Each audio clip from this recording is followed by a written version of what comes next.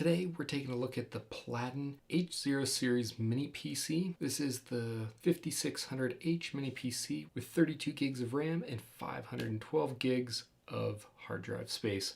It is important to note that this was provided for demonstration purposes. Now what I like about this is it is just a very nice, clean PC that's going to be easy to kind of take with you on the go or just have a small footprint, whether you want to put it on the back of a computer monitor for a workspace, or if you want to use it as some sort of server.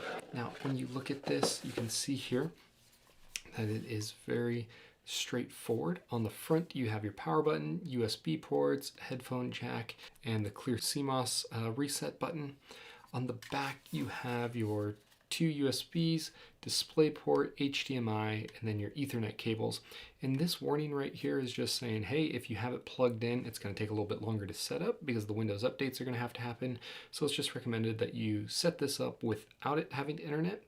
That way you don't have to wait for the update process. You can get through setup and then you can do the updates after. One really cool feature about this is it's super easy to access the components on the inside. That's what this yellow thing is telling you right here.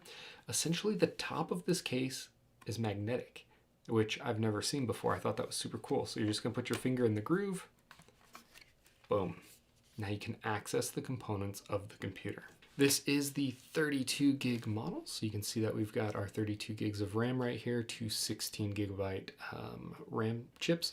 And then we have our 512 of SSD solid state storage, giving this computer a lot of oomph in order to do kind of daily tasks, play a little low-key game, or anything along those lines. I absolutely love that this is accessible via magnet disconnect.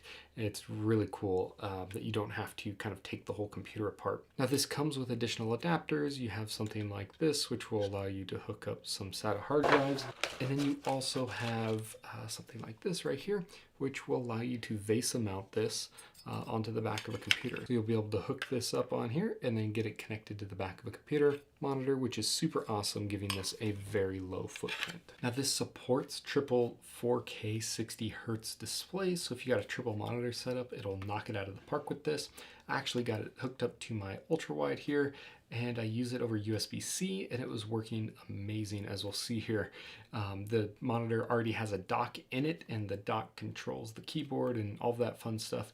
So it's a really nice way to kind of see this working in that manner as well. On the back here, one of these ports is 1 gig, the other is 2.5 gigs.